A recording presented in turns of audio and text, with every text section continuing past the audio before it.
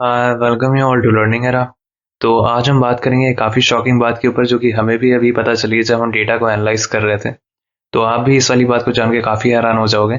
यहाँ पर अगर हमने यहाँ पर कंपेयर किया था कि एसएससी सीजीएल 2022 के अंदर यहाँ पर जो फाइनल सिलेक्शन लेने वाले यहाँ पर जो स्टूडेंट्स हैं और यहाँ पर जो एसएससी सीजीएल 2023 के अंदर यहाँ पर जो फाइनल सिलेक्शन लेने वाले स्टूडेंट्स हैं वो यहाँ पर कितने यहाँ पर कॉमन निकल कर आए हैं। तो आप भी यहाँ पर काफ़ी हैरान हो जाओगे इस डेटा को देखकर। साथ साथ हमने यहाँ पर CHSL 2022 से भी यहाँ पर कंपेयर किया और भी हमने यहाँ पर कुछ पुराने एग्जाम्स की भी हमने यहाँ पर बात करी है, उसको भी हम इस वाली वीडियो के अंदर देखेंगे। और अगर आप यहाँ पर कोई भी एसएससी का एग्जाम देते हो, वो भले ही CHSL हो या CGL हो या CPO हो या MTS हो या स्टेनो हो या कोई भी एग्जाम हो जिसके अंदर आप यहाँ पर एसएससी के अंदर यहाँ पर कोई भी एग्जाम देते हो, तो आपके लिए ये वाला वीडियो बहुत इंपॉर्टेंट है। और इसका यहाँ पर क्या सॉल्यूशन हो सकता है हम इसको भी यहाँ पर इस वीडियो के अंदर देखेंगे। तो अब अगर हम यहाँ पर बात करें तो आपके सामने यहाँ पर जो एक्सेल फाइल है, आप इसको यहाँ पर देख सकते हो स्क्रीनशॉट को। ये हमने यहाँ पर कंपेयर किया है एसएससी सीजीएल 2023 को और यहाँ पर एसएससी सीजीएल 2022 को।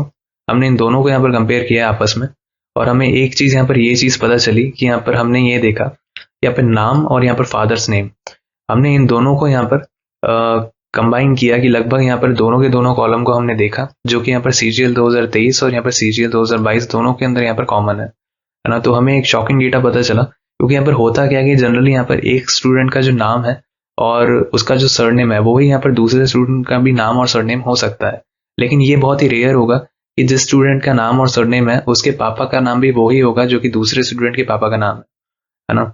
तो ऐसा काफी रेयर ही देखने को मिलेगा। इस वजह से हमने यहाँ पर एक चीज यहाँ पर निकाली कि यहाँ पर एक चीज ये चीज पता चली कि यहाँ पर ओवरऑल जो कॉमन कैंडिडेट्स हैं जो कि यहाँ पर सीजीएल 2022 और सीजीएल 2023 दोनों के अंदर सिलेक्शन ले चुके हैं वो है यहाँ पर 3359। तो हम इसको भी देखेंगे कि यहाँ पर लगभग कितना परसेंटेज है यहाँ पर वैकेंसीज के कंपैरिजन में। अगर आप यहाँ पर कंपेयर करो तो आप भी यहाँ पर शॉक हो जाओगे इस डेटा को देखकर। तो ओवरऑल यहाँ पर आप एंट्री भी देख सकते हो कि यहाँ पर एंट्री जो खत्म हो रही है वो हो रही है यहाँ पर 3359 तक। तो अप्रॉक्स यहाँ पर इतने बच्चे यहाँ पर जो है वो यहाँ पर कॉमन है जो कि यहाँ पर सीजीएल 2023 के अंदर भी सिलेक्शन ले चुके हैं और सीजीएल 2022 के अंदर भी सिलेक्शन ले चुके हैं।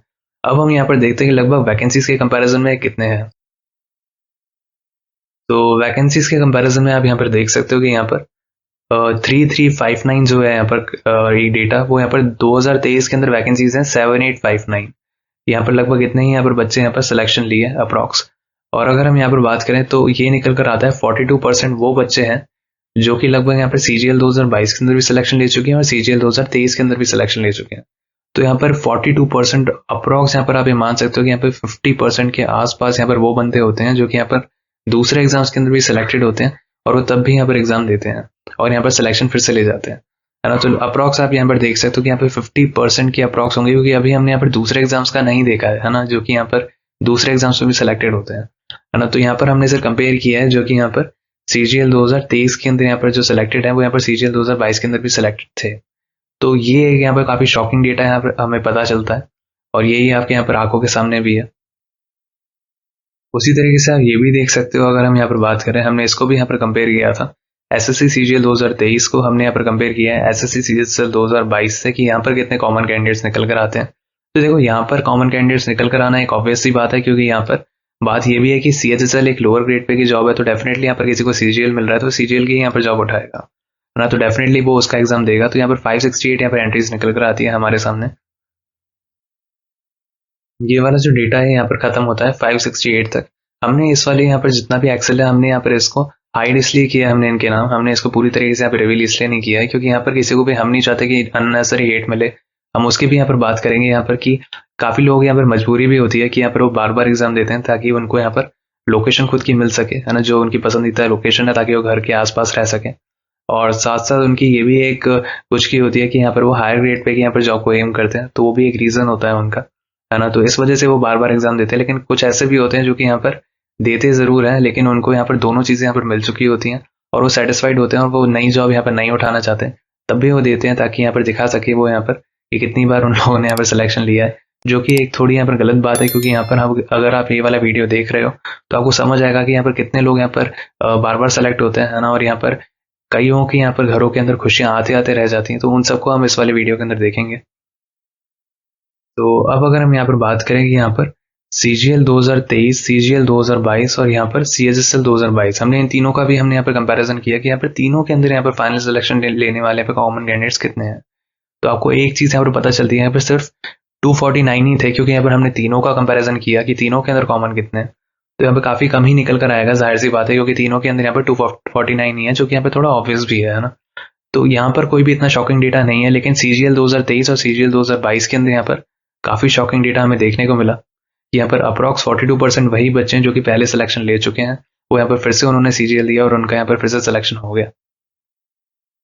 उसी तरीके से आपके सामने ये जो डेटा है, ये यहाँ पर पहले का डेटा है जो कि हमने यहाँ पर पहले निकाला था जब CGL 2022 और CHSL 2022 की यहाँ पर बात चलती थी, है ना। यहाँ पर रिजल्ट आया था दोनों का, लेकिन तब क्या बात थी कि तब दोनों के दोनों यहाँ पर जो प्रोसेस थे वो साथ में चल रहे थे। तो डेफिनेटली यहाँ पर किसी का भी अगर मान लो किसी की भी जॉब नहीं लगी है तो डेफिनेटली वो दोनों एग्जाम्स देगा जब तक उसको नहीं पता कि उसका यहाँ पर किस एग्जाम के अंदर हो रहा है ना।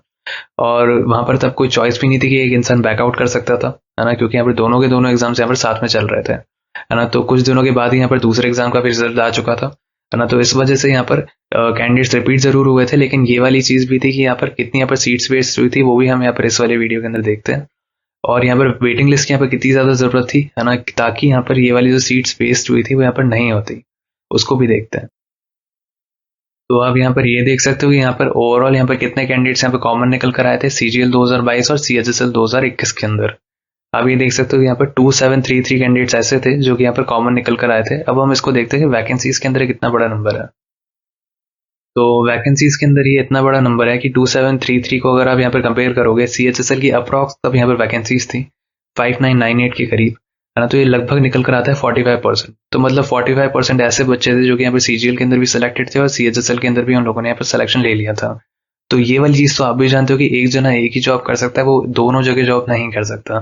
तो डेफिनेटली यहाँ पर आप ये मान सकते हो कि या तो CGL की जॉब उठाता है, वो CHSL की जॉब उठाता है। लोकेशन के हिसाब से भी कुछ लोग करते हैं कि CHSL की जॉब को प्रेफर कर लेते हैं, है ना। तो ऐसा भी कर सकता था वो, है ना। तो डेफिनेटली यहाँ पर 2733 ऐसी वैकेंसी थी जो कि यहाँ पर वेस्ट जानी थी, जो कि एक्चुअल में गई भी, है ना। तो उसको भी देखते हैं इन वैकेंसीज का होता क्या है और SSC इन वैकेंसीज का क्या करती है उसके बाद। तो यहाँ पर आप ये देख सकते हो कि यहाँ पर जो फाइनल रिजल्ट आता है उसके अंदर यहाँ पर साफ साफ क्लियर होता है राइटअप के अंदर कि यहाँ पर कोई भी यहाँ पर जो वेटिंग लिस्ट है या रिजर्व लिस्ट है वो यहाँ पर नहीं प्रिपेयर करती है कमीशन, है ना। कोई भी यहाँ पर वेटिंग लिस्ट नहीं है आप लोगों के लिए, ना ही यहाँ पर कोई भी रिजर्व लिस्ट है। तो डेफिनेटली यहाँ पर जो भी वैकेंसीज यहाँ पर खाली रह जाती हैं वो आप यहाँ पर पढ़ सकते हो कि वो अगले साल यहाँ पर कैरी फॉरवर्ड हो जाती हैं। जो भी यहाँ पर बच्चे ज्वाइन नहीं करेंगे वही वैकेंसीज अगले साल कैरी फॉरवर्ड हो जाएंगी। और आप ये सोच सकते हो कि अगले साल जो वैकेंसीज आ रही है उसके अंदर ये पिछली वाली जो वैकेंसी जो खाली रह गई वो तो जुड़ी रही है, और वो यहाँ पर कितना बड़ा नंबर है।